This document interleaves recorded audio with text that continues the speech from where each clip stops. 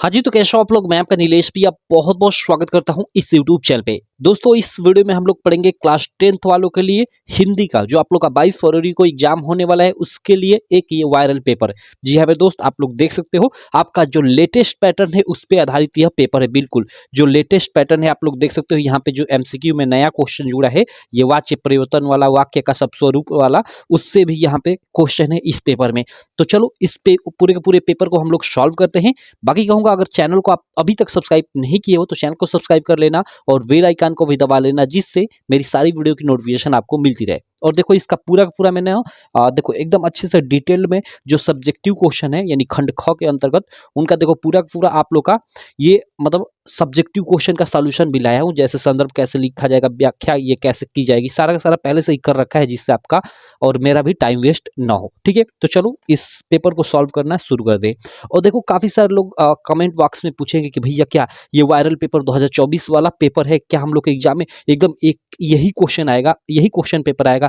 तो यहीं पे देखो मैं आपको बता दूं और साफ साफ क्लियर कर दूं कि ऐसा नहीं है यार, कि मैं ये जो बता रहा हूं ये पेपर पूरा का पूरा मैं खुद से बनाया हूं, अपने से ही बनाया हूं। ठीक है, मैंने टाइप कर कर एक एक क्वेश्चन इसमें डाले हैं। हाँ, हालांकि जो ये क्वेश्चन डाला हुआ है एक एक इसमें, ये वेरी वेरी वेरी इंपॉर्टेंट है। ठीक है, मैक्सिमम टू मैक्सिमम इसमें से क्वेश्चन फंसेंगे। और ऐसे कम से कम मान लो मैं आपका 7 से 8 पेपर, जो आपका 22 फरवरी को पेपर होने वाला है, तो ऐसे अपने से खुद बनाकर 7 से 8 पेपर सॉल्व कराऊंगा।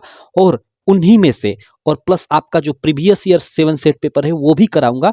तो ये इतना कर लेते हो तो उन्हीं में से आप लोग के एग्जाम में सारा का सारा फंस जाएगा 70 में, एकदम 70। ठीक है, तो जितना भी मैं यहीं पे आपको डिस्क्लेमर दे दूं कि जितना भी अगर मैं वायरल पेपर लाता हूं, ठीक है, ऐसे तो हर वीडियो में बोलता हूं, अगर नहीं भी बोलूं तो आप समझ जाना कि वो मैंने खुद से टाइप किया हुआ है। ऐसा नहीं कि मतलब मैं कहीं बोर्ड से चुरा लाया थंबनेल पे लिख दूं, या बहुत सारे लिखते हैं, बहुत सारे तो ये बोल देते हैं कि यही आएगा, पढ़ लो भाई यही आएगा। ऐसा नहीं होता है भाई। ठीक है, और वो जो बोर्ड वाला ऑफिशियल पेपर है ना, उसकी तो छोड़ दो कि तुम्हें मिल जाएगा, वो एग्जाम के दिन ही मिलेगा। क्लियर भाई। तो यहीं पे एक डिस्क्लेमर समझ लो, जितना भी मैं ये वायरल पेपर कह रहा हूँ, ठीक है, ये आपका मेरे द्वारा बनाया गया पेपर होगा। ठीक, चलो चलो इस पेपर को हम लोग सॉल्व करते हैं। सबसे पहले मैं आपका ये एमसीक्यू है इसको सॉल्व कर देता हूँ, और एमसीक्यू सॉल्व करने के बाद मैं बता भी दूंगा कि इसका पूरा पूरा ये सॉल्यूशन के साथ पीडीएफ भी कहाँ मिलेगा, क्योंकि इस टाइम आपको पीडीएफ की जरूरत होगी, क्योंकि पीडीएफ से आप कम समय में सारी चीजें रिवाइज कर सकते हो। तो पहले मैं ये मतलब खंड अ के अंतर्गत जितने भी आपके एमसीक्यू हैं उनको हम लोग सबसे पहले सॉल्व कर लेते हैं, जो 20 मार्क के हैं। ठीक है, चलो जिनका आंसर आपको ओएमआर शीट पे देना होगा। पहला क्वेश्चन इसमें देख सकते हो, काफी इंपॉर्टेंट है कि जन्मेजय का नाग यज्ञ किस विधा की रचना है, ये हमें बताना है। तो देखो जन्मेजय का नाग यज्ञ नाटक विधा की रचना है, और किसके द्वारा लिखा गया है, तो ये जयशंकर प्रसाद जी द्वारा लिखित है। उसके बाद सेकंड इसमें क्वेश्चन है कि मकरंद बिंदु निबंध संग्रह के रचनाकार है।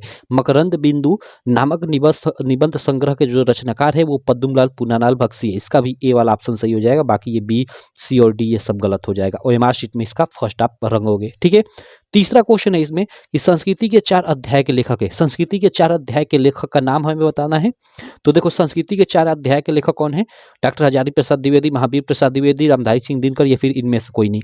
तो इसका भी आपका ये जो फर्स्ट वाला ऑप्शन है ना, बिल्कुल राइट हो जाएगा। ठीक है, माफ करना डॉक्टर हजारी प्रसाद द्विवेदी थोड़े, संस्कृति के 4 अध्याय के लेखक रामधारी सिंह दिनकर है, सी वाला आपका होगा। ठीक है, और ये चैप्टर काफी इंपॉर्टेंट बन जाता है। ठीक है, इससे गद्यांश भी आप लोग के एग्जाम में आएगा, क्योंकि ये पिछले साल चैप्टर आपका सिलेबस में नहीं था, हटा दिया गया था, लेकिन इस साल ऐड किया गया है। तो इसलिए इनका एक चैप्टर है आपके गद्यांश मतलब गद्य वाले पार्ट में, ईर्ष्या तू न गई मेरे मन से, उसको पढ़ लेना अच्छे से। आपके एग्जाम में संदर्भ व्याख्या करने को आएगा इस चैप्टर से प्रश्न, जो लिखा गया है रामधारी सिंह दिनकर जी द्वारा। ठीक, चलो तो ये थर्ड क्वेश्चन हो गया।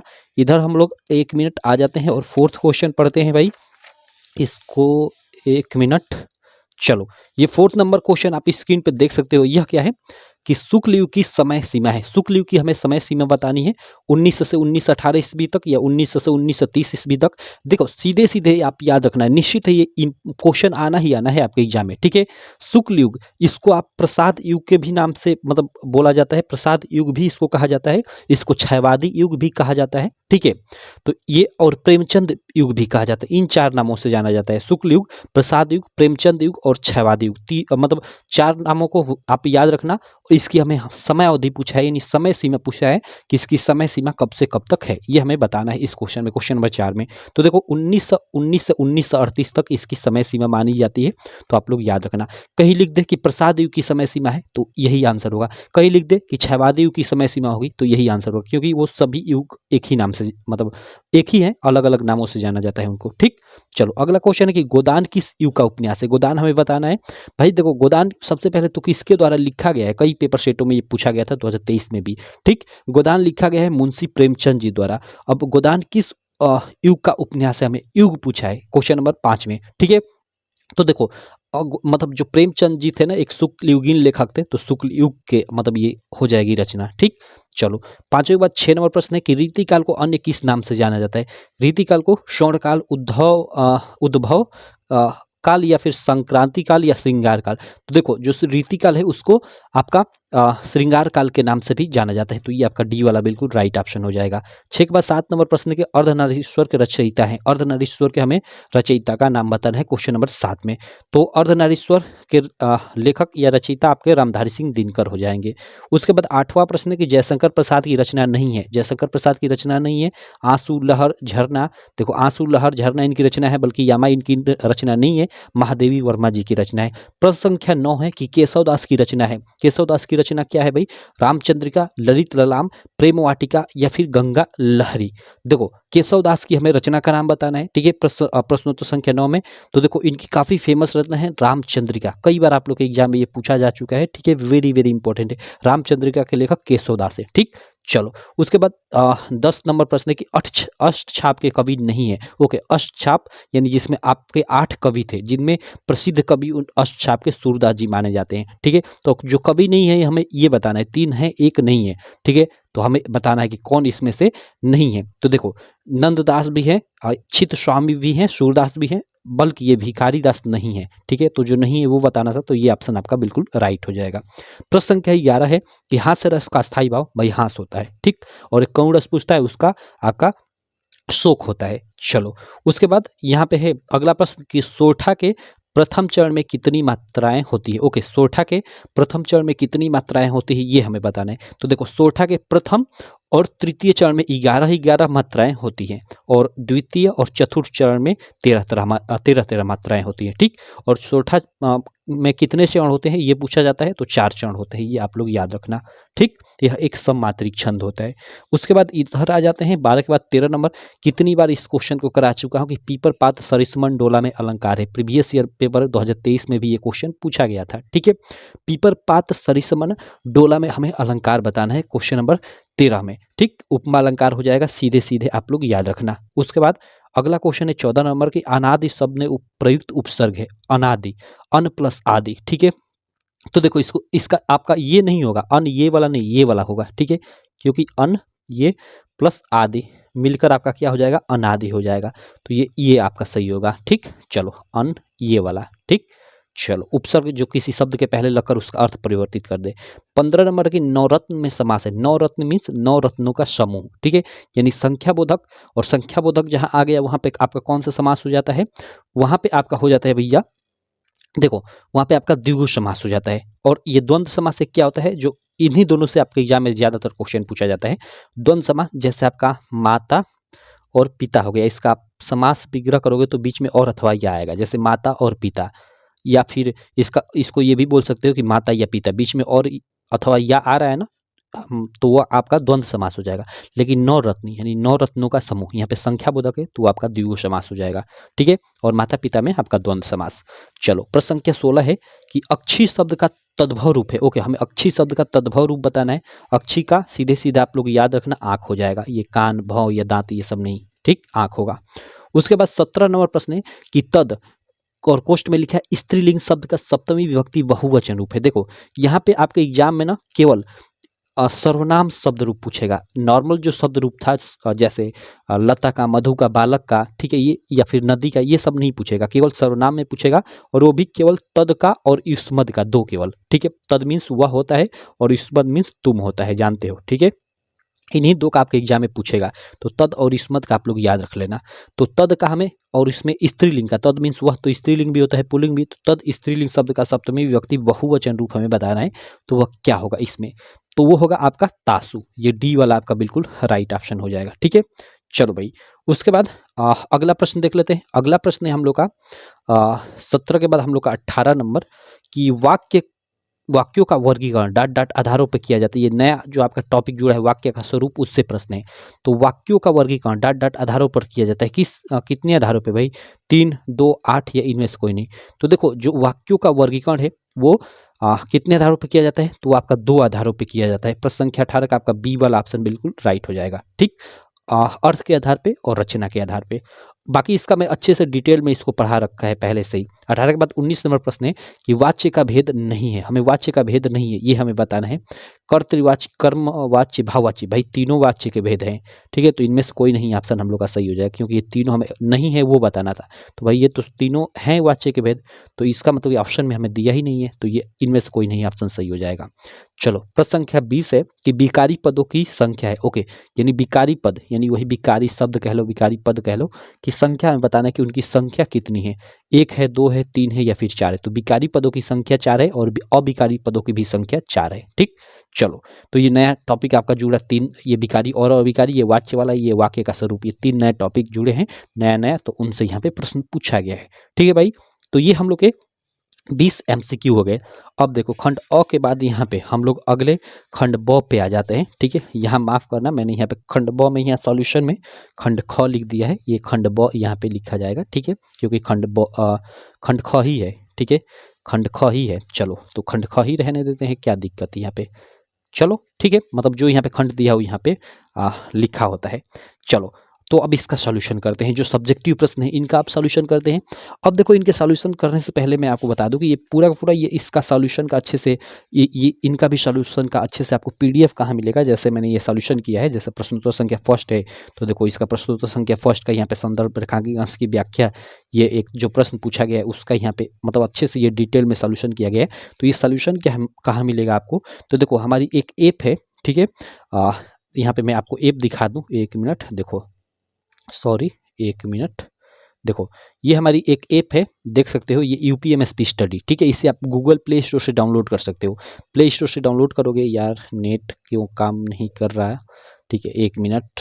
ठीक है, तो आप इसको, ये UPMSP स्टडी लिखकर सर्च करोगे प्ले स्टोर पे ना, तो आ जाएगी, इसको आप डाउनलोड कर लेना। ठीक है, और डाउनलोड करने के बाद इसको आप ओपन करोगे। ठीक है, अभी रुक जाओ, 1 मिनट, ओपन हो रही है, शायद नेट नहीं पकड़ रहा है।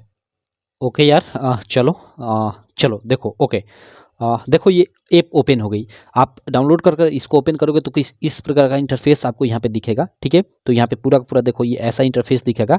अब यहाँ आओगे ना, देखो आवर कोर्स में आओगे, यहाँ ये लक्ष्य बैच स्पेशल, यहाँ पे आओगे ना, इस पे क्लास 10 पे आप क्लिक करोगे तो देखो यहाँ पे आपको 99 रुपये पेमेंट करने के बोलेगा। ठीक है, तो यहाँ पे एक बार और क्लिक करना है। क्लिक करते ही देखो यहाँ पे आप पे नाउ का ये लिखा है ना, बाई नाउ का ऑप्शन, यहाँ से आप सीधे पेमेंट कर सकते हो, या फिर अगर कोई भी दिक्कत है पेमेंट करने में, आपके पास पेमेंट करने का मतलब ऑप्शन नहीं है, गूगल पे, फोन पे नहीं है, तो यहाँ पे स्क्रॉल करोगे तो यहाँ पे QR कोड भी है। इस QR कोड पे आप स्कैन कराकर किसी भी दुकान से आप पेमेंट करा दोगे 99 रुपये, और इस नंबर पे स्क्रीनशॉट पेमेंट का भेज दोगे ना, तो आपको इस बैच में ऐड कर दिया जाएगा। फिर आपके लिए बैच खोल दिया जाएगा। अंदर आपको पूरा का पूरा ये पेपर का सॉल्यूशन, और इसके साथ साथ आपका जो प्रीवियस ईयर पेपर है, ठीक है, 2023 वाला सारा का सारा पेपर, हर एक मतलब सब्जेक्ट का और हर एक कोड का, जैसे हिंदी का 7 कोड का है तो 7 कोड का, मैथ का 7 कोड का, और वीडियो के साथ साथ इसमें PDF में सॉल्यूशन मिलेगा, ऐसे जैसा कि मैंने आपको दिखाया, ऐसा पूरा पूरा, और हर एक सब्जेक्ट का। ठीक है, ऐसा नहीं केवल हिंदी का, हर एक सब्जेक्ट का और हर एक पेपर का आपको टेस्ट भी मिल जाएगा यहाँ पे।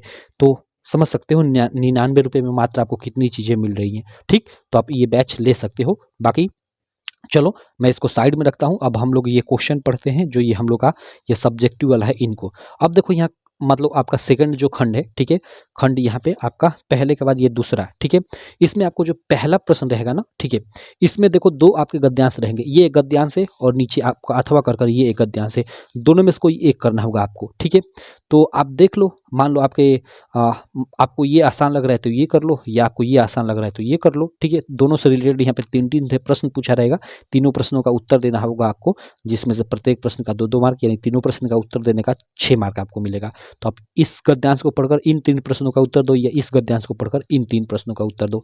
अब देखो यह देखो, ईर्ष्या का यह अनोखा वरदान है, जिस मनुष्य के हृदय में ईर्ष्या घर बना लेती है वह उन चीजों से आनंद नहीं उठाता जो उसके पास है। अब देखो यहाँ ईर्ष्या की बात आ रही है, तो आपका एक चैप्टर है रामधारी सिंह दिनकर जी द्वारा लिखित ईर्ष्या तू न गई मेरे मन से, उसी पाठ से ये लिया गया है गद्यांश। तो अब सिंपल इसका मतलब आप संदर्भ लिख सकते हो कि प्रस्तुत गद्यांश हमारी पाठ्य पुस्तक हिंदी के ईर्ष्या तू न गई मेरे मन से नामक पाठ से लिया गया है, जिसके लेखक रामधारी सिंह दिनकर है, ऐसे लिख दो। और रेखांकित अंश की व्याख्या करना है तो जो भी यहाँ से यहाँ तक ये रेखांकित अंश है इसकी व्याख्या कर देना। जैसे देखो, ईर्ष्या का यह अनोखा वरदान है, जिस मनुष्य के हृदय में ईर्ष्या घर बना लेती है वह उन चीज़ों से आनंद नहीं उठाता जो उसके पास मौजूद है, बल्कि उन वस्तुओं से दुख उठाता है जो दूसरों के पास है। अब इसका अपने हिसाब से मतलब बना लो कि प्रस्तुत रेखांकित अंशों के माध्यम से लेखक आचार्य रामचंद्र शुक्ल कहते हैं कि अपने हिसाब से अलग अलग तरीके से बना सकते हो, ठीक है। कहते हैं कि ईर्ष्या एक ऐसी चीज है, ठीक है, जिस मनुष्य या जिस व्यक्ति के पास यह आ जाती है वह मनुष्य उन चीज़ों से आनंद नहीं उठाता, यानी उन चीज़ों का फ़ायदा नहीं ले पाता जो उसके पास है, बल्कि उन चीज़ों से हमेशा दुखी रहता है या दुख उठाता है जो दूसरों के पास है। ऐसे बना बना कर लिख दोगे। बाकी देखो यहाँ पे आपको डिटेल्ड में अच्छे से लिखा गया है, तो आप यहाँ से भी पढ़कर आप आइडिया ले सकते हो कि देखो यहाँ से स्टार्ट किया गया है, यहाँ पे इसकी व्याख्या खत्म की गई है। और यहाँ एक थर्ड प्रश्न की ईर्ष्या का अनोखा वरदान क्या है, तो उसका भी उत्तर देखो लिखा गया है कि ईर्ष्या का अनोखा वरदान यह है कि ईर्ष्यालु व्यक्ति उन वस्तुओं से आनंद नहीं उठाता जो उसके पास है, बल्कि वह हमेशा उन वस्तुओं से दुख उठाता है जो दूसरों के पास है। तो ऐसे डिटेल्ड में आपको पीडीएफ में मिल जाएगा अगर आप लक्ष्य बैच ज्वाइन कर लेते हो तो, ठीक है। और इस बैच में आपको प्रीवियस ईयर पेपर यानी 2023 में जो 7 सेट हिंदी का हुआ था उसका भी मिल जाएगा, और हर एक सब्जेक्ट का, ऐसा नहीं केवल हिंदी का। और ये मैं अपनी तरफ से 7 से 8 मॉडल पेपर बनाऊंगा वो आपको एग्जाम तक, और उसके अलावा वहाँ पे हर एक पेपर सेट का यानी 7-7 14 ये पेपर सेट हो गया, तो 14 आपको टेस्ट भी वहाँ पे मिल जाएंगे, ठीक है। 14 टेस्ट भी आप दे सकते हो वहाँ पे, और टेस्ट एक बार नहीं आप बार बार दे सकते हो। वहाँ पे अपना रैंक देख सकते हो कि कितने बच्चों ने दिया, उनमें से मेरा रैंक कितना आया, ठीक है। और वहाँ पे टेस्ट का आपको सॉल्यूशन भी अवेलेबल है, तो आप जरूर ज्वाइन कर लेना। 99 रुपये क्या है, आप ऐप डाउनलोड कर लेना प्ले स्टोर से, और वहाँ पे पेमेंट कर और वहाँ डायरेक्ट भी खरीद सकते हो, या वहाँ से आप मतलब पेमेंट कर जो नंबर मैंने बताया वहाँ पे आप मतलब स्क्रीनशॉट भी भेज सकते हो, ठीक। चलो, तो ये हो गया। अब देखो इसमें ये देखो ये वाला एक है, विश्वास पात्र मित्र जीवन की एक औषध है। यहीं से आपको पता चल गया कि आपका जो फर्स्ट चैप्टर है मित्रता उससे लिया गया है, ठीक है। जो मित्रता वाला चैप्टर है उससे ये गद्यांश लिया गया है, और जिसके लेखक कौन है, मित्रता के लेखक कौन है भाई, तो रामचंद्र शुक्ल। तो सिंपल इसका आप आसानी से गद्यांश का संदर्भ लिख सकते हो कि प्रस्तुत गद्यांश हमारी पाठ्य पुस्तक हिंदी के मित्रता नामक पाठ से लिया गया है, जिसके लेखक आचार्य रामचंद्र शुक्ल हैं, ठीक। और देखो आपको एग्जाम में एक ये करो या ये करो, आपका मन, ठीक है, कोई एक ही करना होगा, लेकिन मैं दोनों करा रहा हूँ, ठीक है। चलो, बाकी रेखांकित अंश की व्याख्या, तो देखो यहाँ पे रेखांकित अंश की व्याख्या ये आप करते रहना, क्योंकि ये काफ़ी आसान है, क्योंकि आपका पहला ही चैप्टर है और आप अच्छे से इसको पढ़े हो। तो इसको मैं छोड़ता हूँ, ठीक है, आगे मैं चलता हूँ। व्यक्ति को अपने मित्रों से कैसी उम्मीद रखनी चाहिए, तो आप ये पढ़ोगे तो आपको इसका आंसर मिल जाएगा। मैं अगले प्रश्न पे चलता हूँ।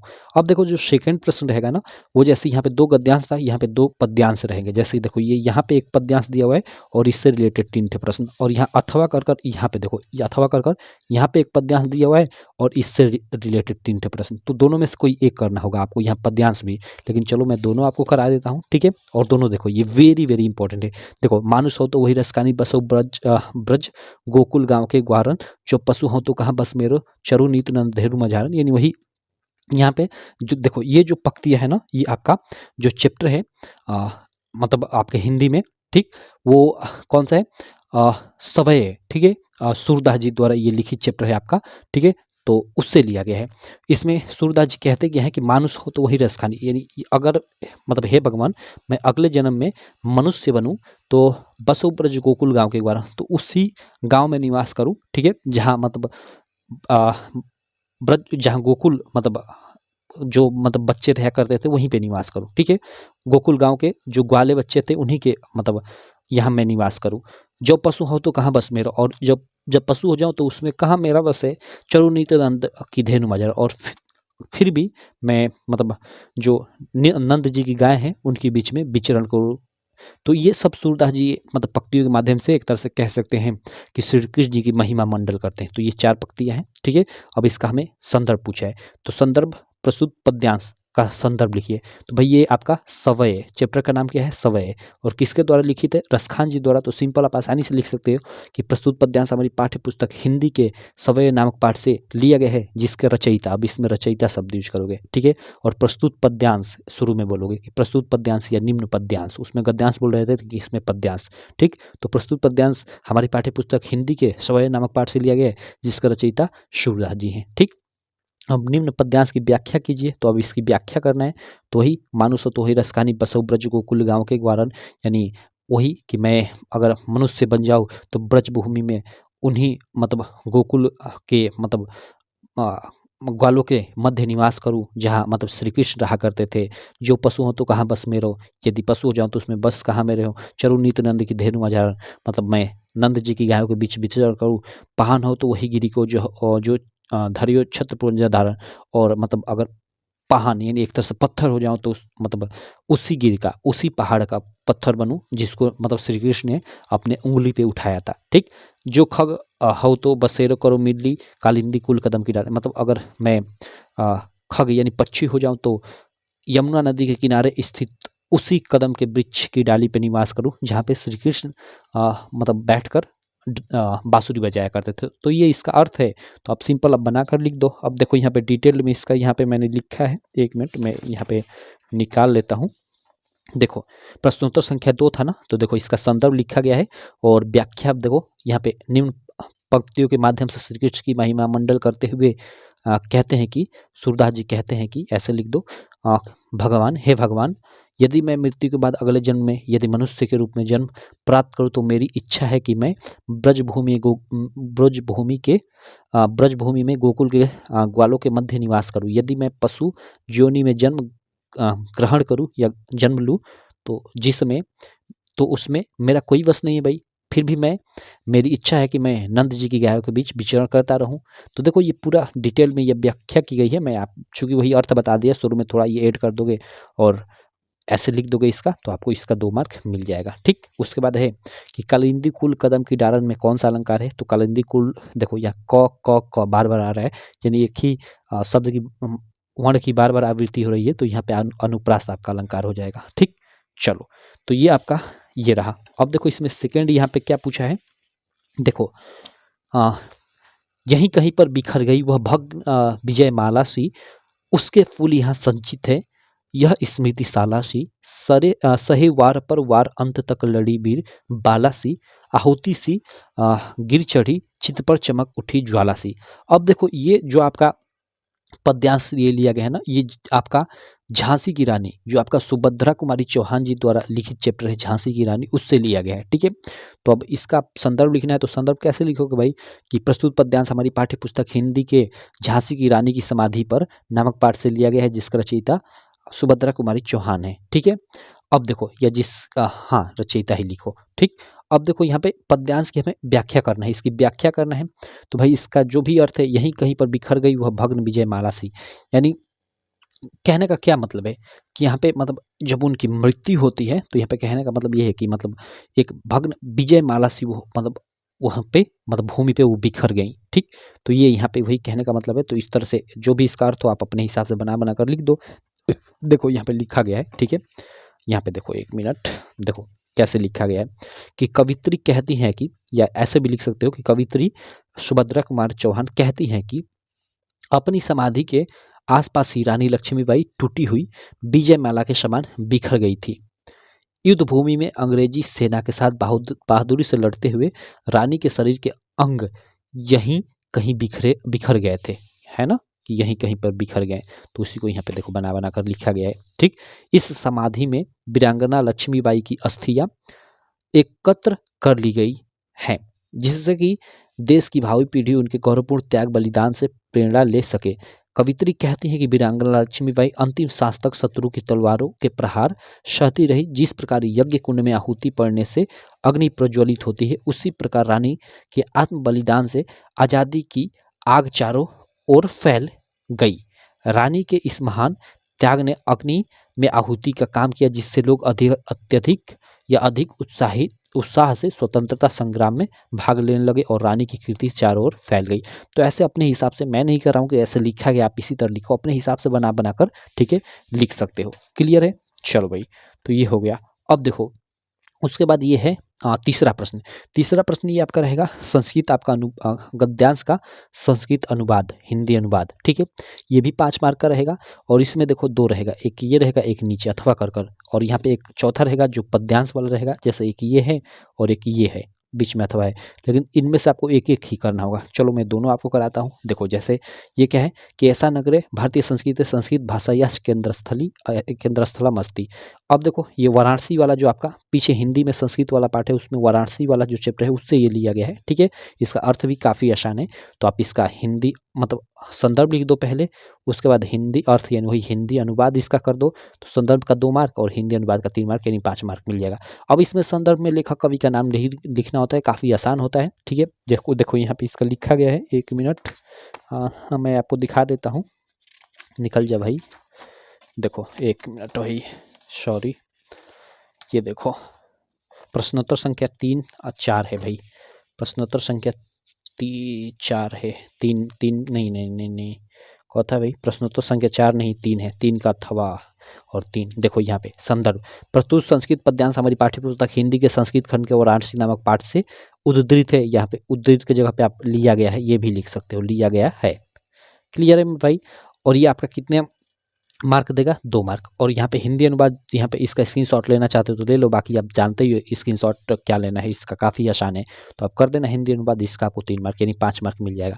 अगर इसको नहीं करते हो तो आप इसको भी कर सकते हो। और देखो अस्माकम संस्कृति सदागतिशीला वर्तते, यहाँ संस्कृति की बात आ गई, तो आपका पीछे संस्कृत में एक चैप्टर है भारतीय संस्कृति, ठीक है, उससे ये लिया गया है, ठीक है। तो सिंपल इसका भी आप कर सकते हो। यहाँ पे देखो इसका भी आपका हिंदी अनुवाद और संदर्भ और हिंदी अनुवाद किया गया है। संदर्भ में लिख सकते हो कि प्रस्तुत संस्कृत पद्यांश, सॉरी भाई गद्यांश, यहाँ पे गलत लिखा गया है, प्रश्नोत्तर संख्या 3 का अथवा वाला ये है, ये तो प्रश्नोत्तर संख्या 4 है, ठीक है, ये सही लिखा गया है। प्रश्नोत्तर संख्या 3 का हम लोग अथवा वाला देख रहे हैं, तो ये है संदर्भ, प्रस्तुत संस्कृत गद्यांश हमारी पाठ्य पुस्तक हिंदी के संस्कृत खंड के भारतीय संस्कृति नामक पाठ से उद्धृत है, और यहाँ हिंदी अनुवाद है, ठीक है, जो भी है उसको कर दो, आपको 5 मार्क मिल जाएगा।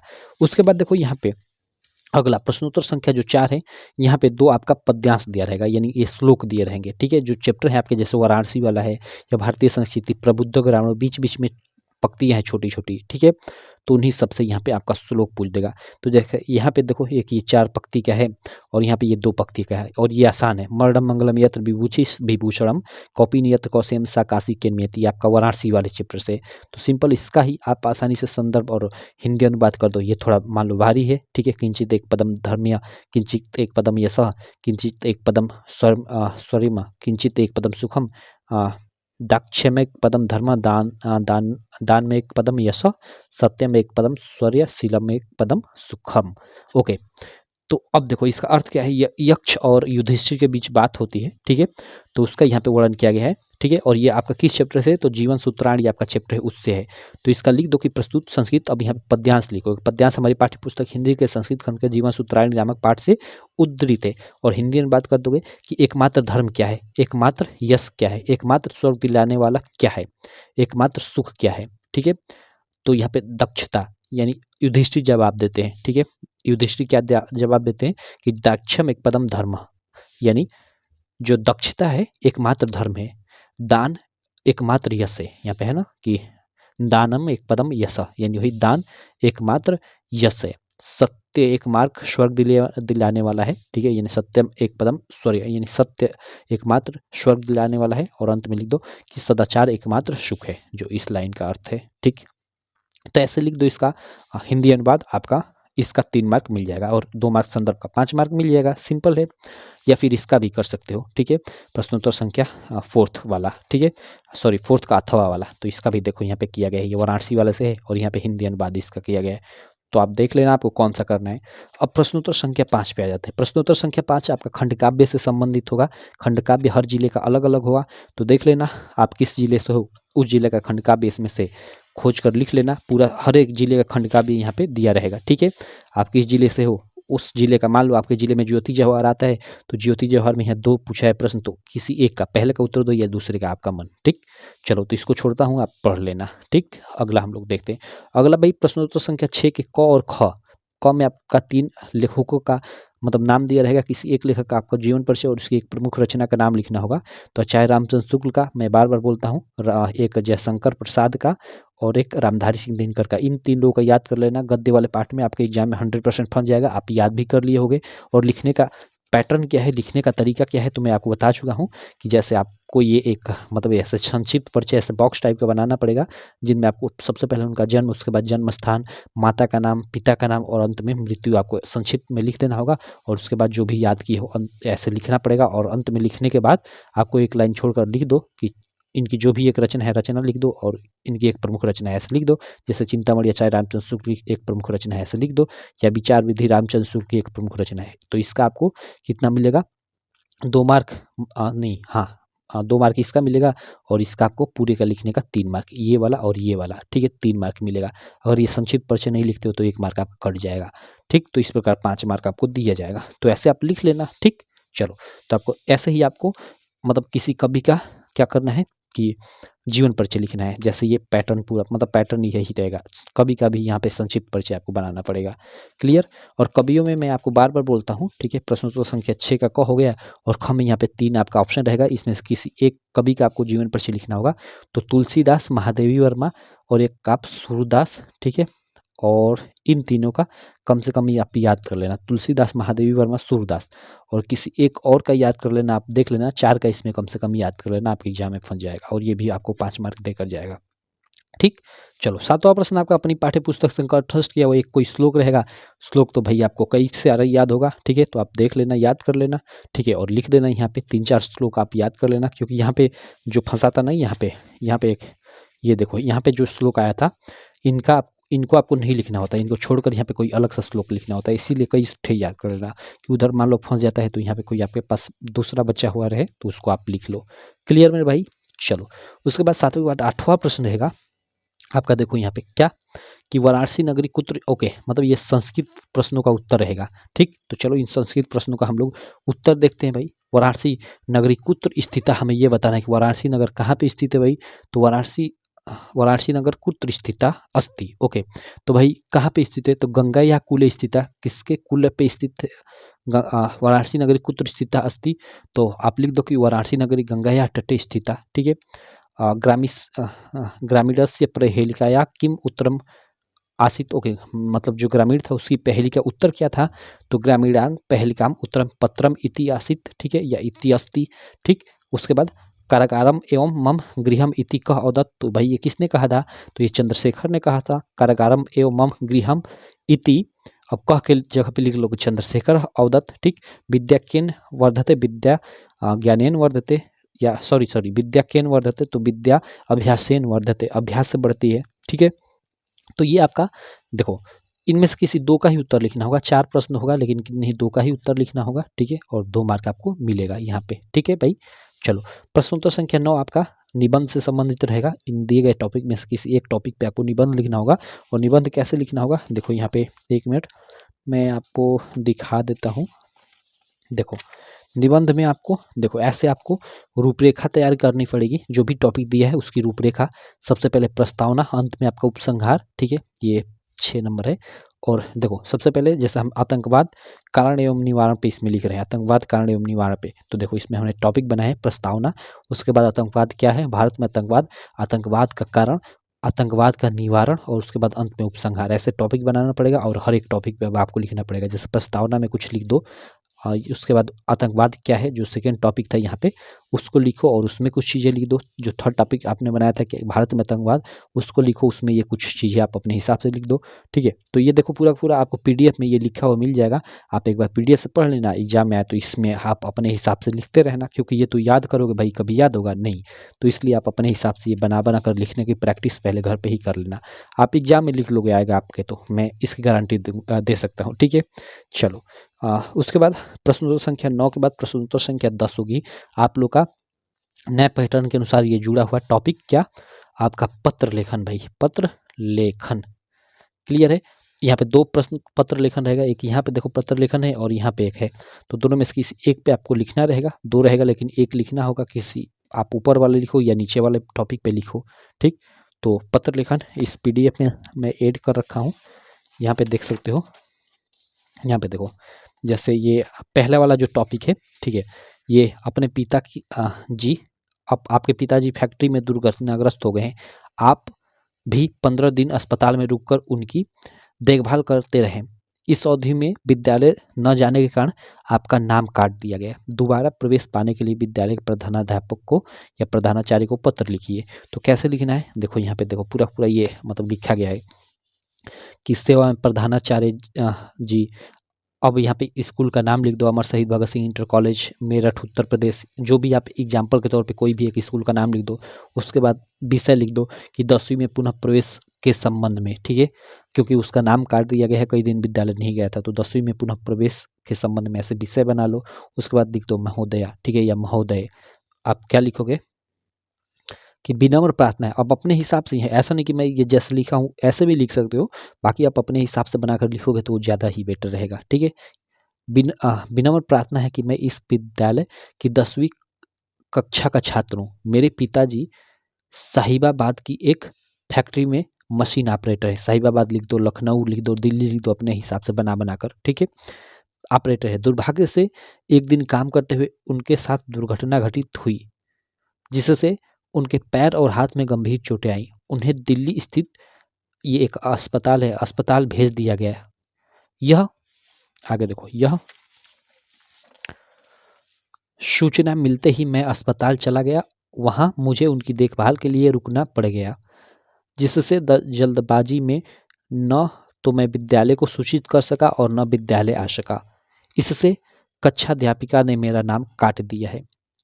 आपसे प्रार्थना है कि मेरी स्थिति पर सहानुभूतिपूर्वक विचार करते हुए मेरा नाम 10वीं में पुनः लिखने की कृपा करें।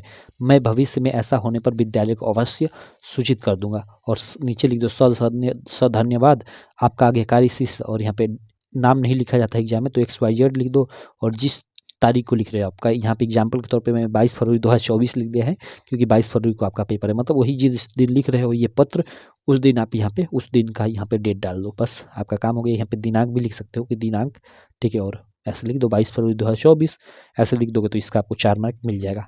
या फिर अथवा में कर यहाँ पे जो ये अथवा वाला दिया है, उत्तर मध्य रेलवे में टिकट निरीक्षक द्वारा किए गए अभद्र व्यवहार हेतु शिकायती पत्र, तो इस टॉपिक में भी लिख सकते हो। बाकी यहाँ पे देखो PDF में लिखा गया है ये पूरा पूरा अच्छे से, तो आप पढ़ लेना। बाकी मैं पैटर्न बता दिया कि कैसे आपको लिखा जाता है, ठीक है। आप ये PDF पूरा पूरा प्राप्त कर सकते हो अच्छे से, ठीक है। कहाँ पे, हमारा जो लक्ष्य बैच है भाई, लक्ष्य बैच है वहाँ पे, ठीक, मात्र 99 रुपये जिसकी प्राइस होगी। और यही PDF नहीं, ऐसे आपको कम से कम 15 PDF वहाँ पे हिंदी के मिल जाएंगे एग्जाम तक। 7 आपका प्रीवियस ईयर पेपर सेट और 7 से 8 मैं अपनी तरफ से बनाऊंगा, तो सारे के सारे, जिससे आप आसानी से एग्जाम में 90% 80% मार्क ला सकते हो, ठीक है। तो आप ज्वाइन कर सकते हो ऐप पे, हमारी ऐप है UPMSP स्टडी, उसको आप प्ले स्टोर से, गूगल प्ले स्टोर से डाउनलोड कर सकते हो, ठीक है। बाकी चलो मैं मिलता हूँ आपसे नेक्स्ट वीडियो में। आशा करता हूँ आपको ये वीडियो अच्छी लगी होगी। वीडियो अच्छी लगी तो चैनल को सब्सक्राइब कर देना, वीडियो को लाइक कर देना और अपने सारे दोस्तों में भी इस वीडियो को शेयर कर देना।